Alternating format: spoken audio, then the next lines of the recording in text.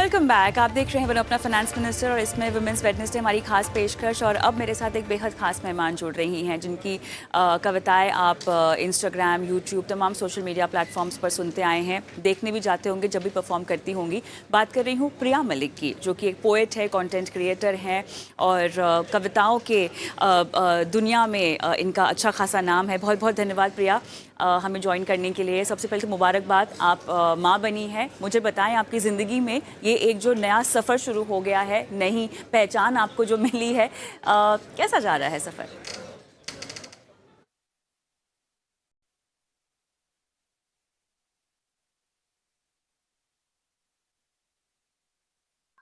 I think महिला होने का सबसे अच्छा एक जो हमारे अंदर एक प्राकृतिक तरीके से चीज़ आती है वो है मल्टीटास्किंग।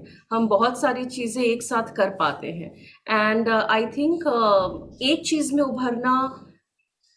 उभरने के लिए दूसरी चीज़ में उभरना मेरे लिए बहुत ज़रूरी है। मैं मुझे लगता है मैं एक अच्छी बेटी तभी बन सकती हूँ जब मैं एक अच्छी बीवी और एक अच्छी माँ भी बन पाऊँ।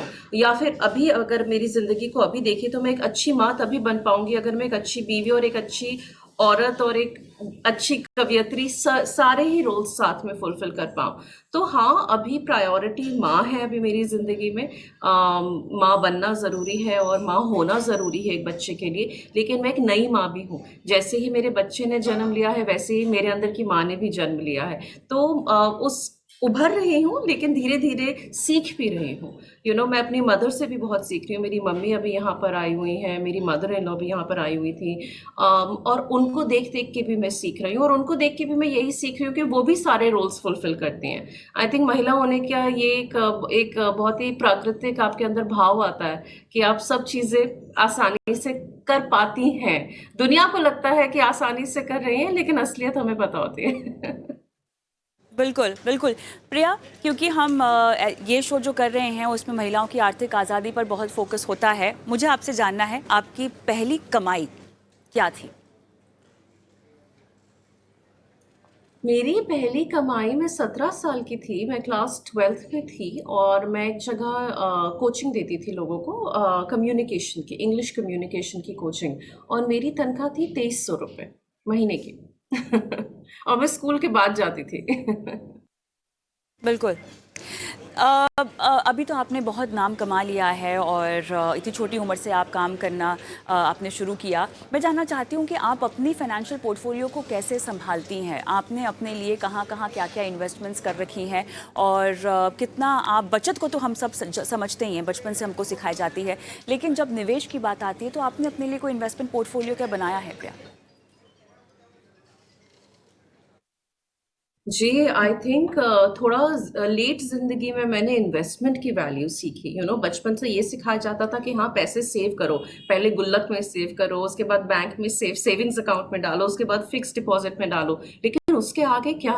ये पिछले कुछ सालों में ही मेरे लिए एक एपिफनी, एक एनलाइटनमेंट रही है। और मैंने I have a touch wood have a very strong investment portfolio और मैं अपने आप को एक बहुत फाइनेंशियली वेल एजुकेटेड वुमन अब मानती हूँ। और मैं सभी लोगों को कहती हूँ कि इन्वेस्ट करना सीखिए। मैंने अपनी मदर को सिखाया एसआईपी करना। मैंने अपनी ग्रैंड मदर को सिखाया था कि कैसे आप इन्वेस्टमेंट्स कर सकती हैं अदर देन जस्ट एफडीज। मैंने अपनी मदर इन लॉ के लिए अभी स्टॉक्स एंड शेयर्स में थोड़ा सा वो खोला है। और मैं खुद भी इन चीज़ों के बारे में काफ़ी स्विच्ड ऑन रहती हूँ। और बहुत ज़रूरी है इन्वेस्टमेंट सीखना। हम लोग सोचते हैं कि बस सेविंग ज़रूरी है, बस फिक्स्ड डिपॉजिट ज़रूरी है, लेकिन कितनी सारी चीज़ें हैं जिनमें आप पैसे इन्वेस्ट कर सकते हैं।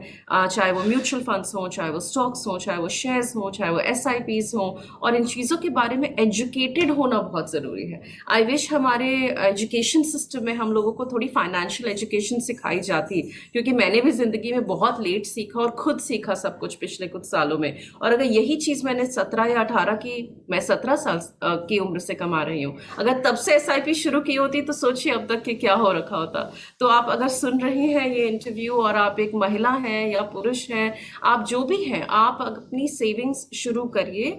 और सिर्फ एफडीज और सेफ ऑप्शंस ही नहीं, आप थोड़ा और चीज़ों में डाइवर्सिफाई भी कर सकते हैं। हाँ, लोगों से बात करके, सीख के, समझ कर, एक्सपर्ट्स की एडवाइस लेकर, ऐसे ही नहीं। और अपने आप को एजुकेट करिए फाइनेंशियल एजुकेशन में। It's one of the best education such you can have.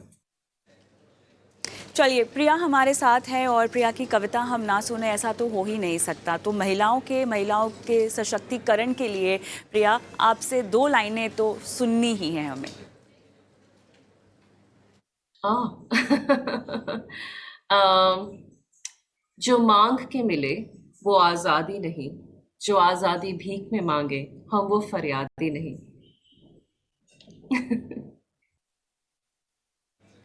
बहुत खूब, मेरे ख्याल से 2 लाइनों में आपने काफ़ी हद तक विस्तार से पूरी जज्बात को समा लिए, जहाँ पर हम महिलाओं के एम्पावरमेंट की बात करते हैं, उनकी आर्थिक आज़ादी की बात करते हैं। बहुत बहुत धन्यवाद प्रिया शो में शामिल होने के लिए। धन्यवाद।